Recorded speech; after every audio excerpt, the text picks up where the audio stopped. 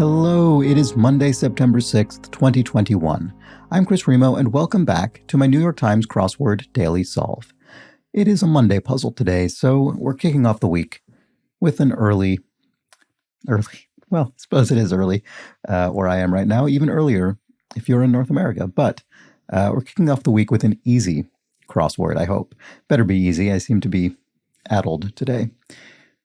Yes, it is the Monday puzzle, an easy puzzle.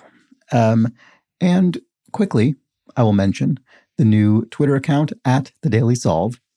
You can follow that for daily posts about this series, and the Patreon campaign at patreon.com/dailysolve. This week, I've put up the latest Boss Words Fall Themeless League competition puzzle. That was the championship puzzle, in fact, and the week of mini puzzle speed solves. Those both went up in the last couple of days. So if you're a Patreon subscriber, head over there and check it out. And if you're not, well, head over there and check it out anyway and see if you'd like to become one. The link is in the description field underneath the video, of course. And don't forget about the Daily Solve Discord chat server where you can chat with other members of this community. And of course, the link there is in the description field underneath the video as well. And Patreon subscribers get an extra channel. Okay, let's move on to a couple of comments from yesterday's puzzle, the Sunday puzzle. It was a big grid, of course, being the Sunday. So we have a few comments to read. Vice Dibley explains, and I think this has been explained to me before, but honestly, I forgot. And maybe I won't forget this time because it's been twice. We'll see. He explains that TMZ, the name of the, I think, sort of Hollywood gossip website, says it stands for 30 Mile Zone. It's now actually bigger, which is the area in Hollywood in which productions are considered local for all sorts of pay scale and union things. Outside that area, a production is considered on location, and people get extra allowances and pay, etc. And two people, Henry Chandler and P.A., wrote in about my confusion about Frogger.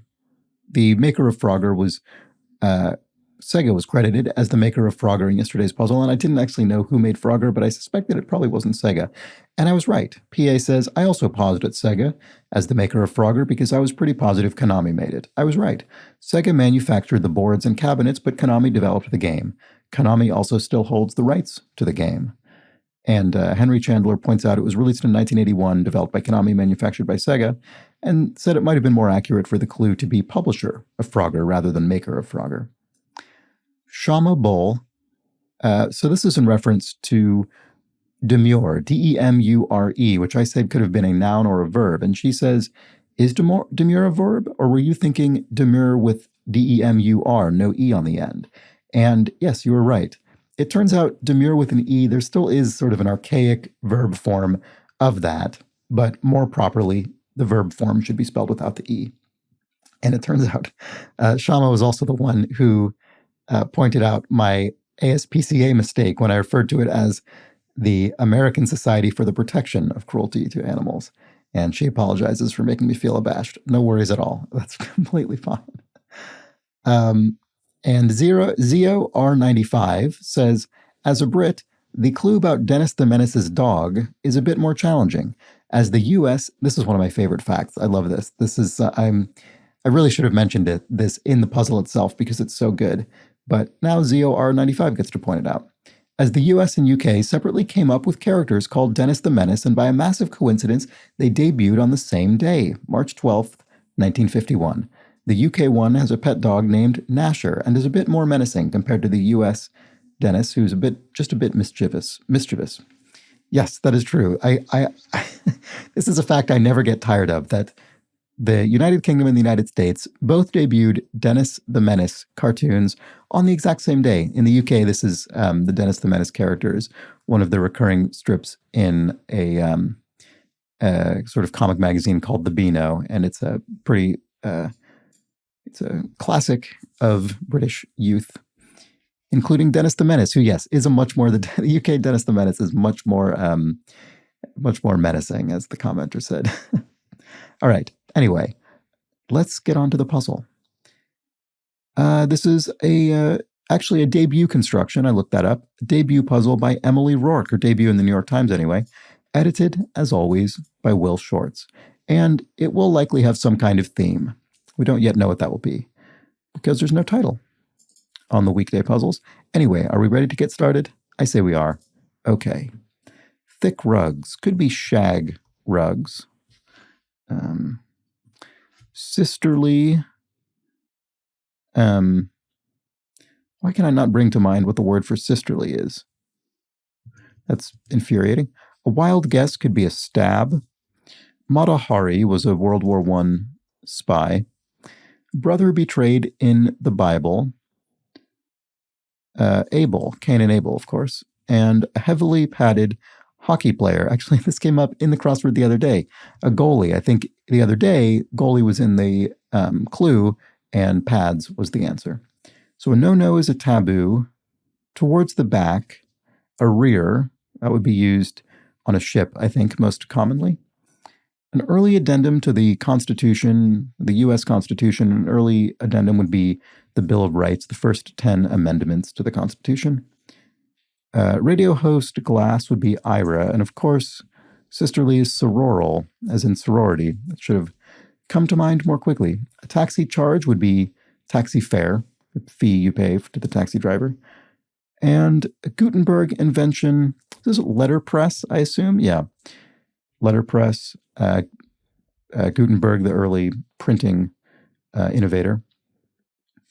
Crying or laughing hysterically. So either one of these could mean you're in tears.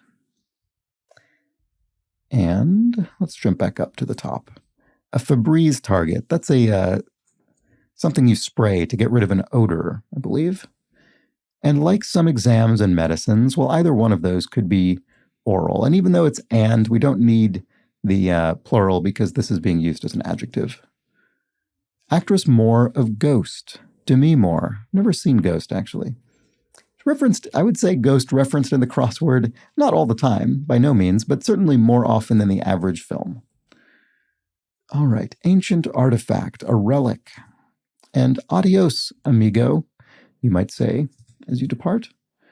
Something waved at concerts prior to the age of cell phones. The lighter. It was probably a little bit cooler to wave your lighter than your cell phone, but I guess that probably corresponds to much higher levels of smoking, which isn't so great, I suppose.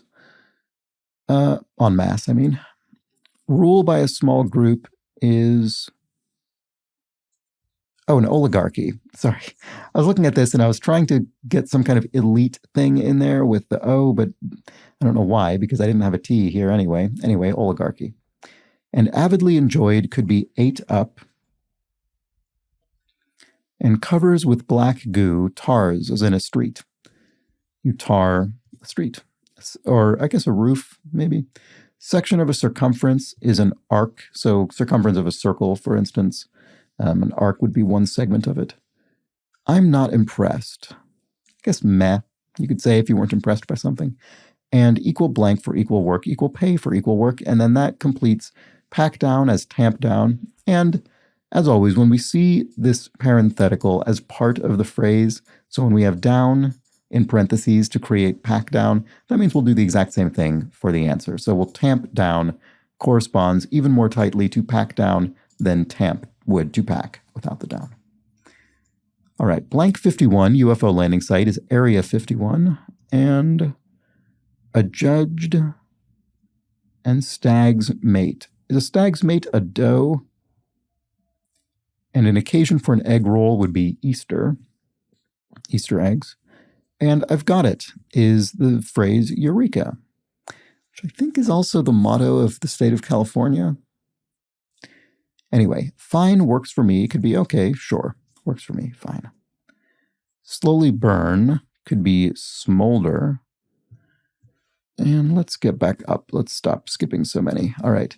NSFW stuff. This actually came up in the crossword the other day as well. NSFW, not safe for work. So I suppose it's smut. And then what is that cross here? $200 Monopoly properties, abbreviation. So railroads, the abbreviated RRs for Monopoly. And smut. Oh, and then adjudged is deemed, yes. You adjudged something to be the case. You deemed it to be the case. I deem this puzzle to be a nice, smooth Monday solve for the most part. And frozen summer treat. An ice pop, maybe? It'll be ice something. And we need something with 3 letters, so maybe ice pop. Let's check the crosses on that, especially the pop. Sauna plus massage at a spa, perhaps. A package deal? Yeah, okay. There's a bit of a lucky long answer entrance there. An ocular affliction, so something that afflicts your eye, would be a sty. And a little bit is a tad. Snake blank, dice roll, snake eyes, as they say. Oh, and then what is this? Woohoo, yay. Yay, we're getting the answers right, I think. A train unit could be a car. I suppose it could be a cab as well, but I think it's a car. And land parcels could be tracts of land. Floating on water. Floating on water. Oh, is that natant? Yeah, coup d'etat. So when you overthrow a government, a coup d'etat from the French. And boxing ruling for short, TKO, a total knockout. I do know that sports abbreviation, shockingly. Traveling on a band would be on tour, and it looks like floating on water is natant. So NEW and S on a compass abbreviation. So the NEW and S, those are each points on the compass. So there we go. Natant for floating on water. Not a word we use all that often, but there it is. Dealership inventory could be a car dealer, so they could be autos. And a large-mouthed food fish. Is that a grouper? I think a grouper is a fish with a big mouth. Sort of grumpy-looking fish, I think. Follower of open or pigeon could be toad, pigeon-toad, or open-toad. And here we have peas to some classroom pranksters. Ammo, I guess. You could sort of have a pea shooter, I guess. So your peas are your ammo. And Spartan's school. Not sure offhand, but it'll be abbreviated, so it might have a U at the end. Let's see if that helps. Wood for building. Yes, lumber is wood for building. We seem to be in a lumber shortage at the moment globally. And writing in script nowadays. I was going to say longhand because I don't think shorthand exists much anymore, but that doesn't really fit the clue very well, and it doesn't fit at all in the cells. So obviously it's not correct. Oh, look, here we've got our revealer. So we've actually filled out all of our theme clues before even seeing the revealer of the theme. So the theme being there's something sort of topical or a shared mechanic that ties several answers together. And in this case, it is 1998 Hanks Ryan rom-com, or a hint to the starts of 2034 and 41 across. So we have bill, letter, package. Those are all kinds of mail. And although I've not seen it, I know that You've Got Mail is a Tom Hanks, Meg Ryan romantic comedy. And 1998 sounds like it may be when it would have come out. I think this is based on an earlier film that I have actually seen called, what is it? It's The Shop on the Corner, The Shop Around the Corner, or something like that. It's an older film. And that I've seen. I really enjoyed it. And I think You've Got Mail might be based on it. Anyway, so there we go. We've closed out our theme, and we did it without even knowing, or at least I did. You may have seen these coming together. I did not. So to give somebody the slip is to evade them. Java without the jolt would be decaf coffee. And we get decaf rather than decaffeinated, I suppose, because Java is sort of a slangy abbreviation. Well, not an abbreviation, but it's a slang way to refer to coffee, as is decaf. Slang way to refer to decaffeinated. Okay. Almanacs and atlases for short. They're refs, I guess, references. A little bit odd, but I guess it works. Semi-hard Dutch cheese is Edam cheese. Pearls and peridotes are gems. Is it peridots or peridotes? I think it might be the T is pronounced. Even though presumably this in the source it wouldn't have been. Anyway, I'm not sure. Someone let me know. Welcoming environment for everybody would be, what, a free space or an open space? A safe space, maybe? To holler is to yell. What tapping a maple yields? You could tap a maple for sap and then have maple syrup, I guess. There might be more than one step involved in that. Outside of an orange. Oh, I see. It's not outside of an orange as an adjective. It is the outside, a noun of an orange. It's peel. And someone sought by military police. Oh, I see. Military police. I was thinking about police generally. No. Military police, and military is abbreviated. So the answer will also be abbreviated, and that's AWOL, or away without official leave. And that fills our crosses here. Dazzle is awe, and Dr. No to James Bond is the foe. And that's everything over there. So, a dwelling, one's dwelling is one's abode, where one lives. What some couples do with their wedding vows. They renew them, I suppose, yeah. And something that's raunchy is lewd. A notion is an idea. A tire pattern is the tread of that tire. And first class, if something is first class, you could say, boy, that is A1, I guess. And writing in script nowadays. Oh, I see, a lost art. A little bit of, there's a bit of editorializing on the part of Emily Rourke and or Will Shortz. There we go.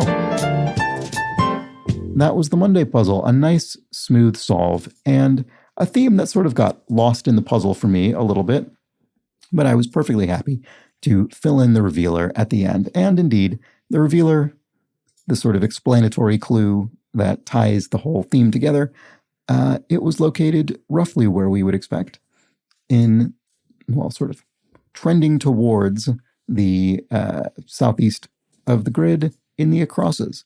And this time 4 up from the bottom rather than its more customary 3 up, but that's fine.